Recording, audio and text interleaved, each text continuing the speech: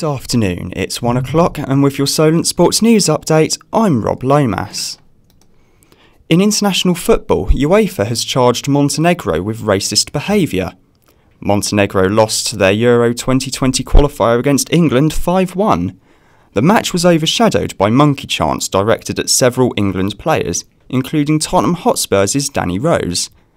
UEFA has confirmed disciplinary proceedings have been opened against Montenegro, after Raheem Sterling called for more serious action to be taken after the game. It's now time for the people that are in charge to put a real stamp on it. You know, you can find someone, but what's that going to do? You've got to make it a bit more harder. You've got to punish either the whole fans that can't come to games. You've got to do something that's going to really make them think twice. Sterling scored another goal off the back of a hat-trick against the Czech Republic. The 24-year-old celebrated by cupping his ear to the crowd in retaliation. However, manager Gareth Southgate was instead focused on another 5-star England display. Top performances. I've really enjoyed their football. Their mentality to the games has been excellent, and they know that there's something special building amongst them, and nights like this will give them a lot of belief.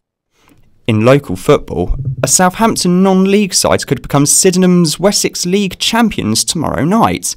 Solent are facing local rivals Handball, where a draw will be enough to secure the title.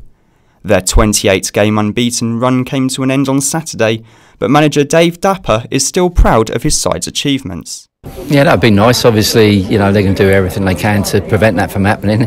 But no, it's, you know, we've got games obviously which we can, you know, win the league. It's not that. I think we're pretty convinced we're going to win the league unless we, you know, do something drastically wrong. Looking back over the last sort of 18 years, I think this one really typifies where we are as a club. I think we've done extremely well. I said to the players, you know, before the game that they have done really well this year. One of the biggest names in mixed martial arts is calling time on his career. The former two-weight UFC world champion Conor McGregor revealed on Twitter that he was giving up the sport. The news comes 2 weeks after the Irishman was arrested in Florida for stealing and smashing a man's phone as he tried to take a picture with him.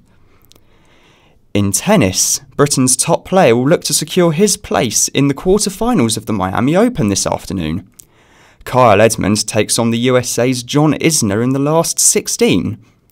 Roger Federer continued his progress with a straight sets win over world number 103 Filip Krajinovic.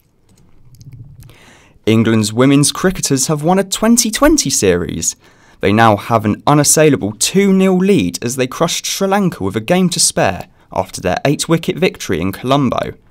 The third and final match of the series takes place in Colombo on Thursday. Formula One bosses are meeting in Paris this afternoon. The sport's owners, Liberty Media, and the governing body, the FIA, are presenting teams with their vision for the future.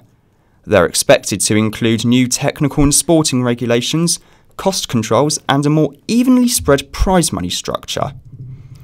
A legendary motorsport legacy is set to continue. Ferrari has announced that Mick Schumacher will drive their 2019 car in Bahrain next week. The 20-year-old is the son of 7-time world champion Michael Schumacher. He'll drive the car 13 years after his father last drove for the Scuderia. To recap our top story, UEFA have charged Montenegro with racial abuse and a punishment will be decided in due course. That's all from us for now. I'll be back in an hour.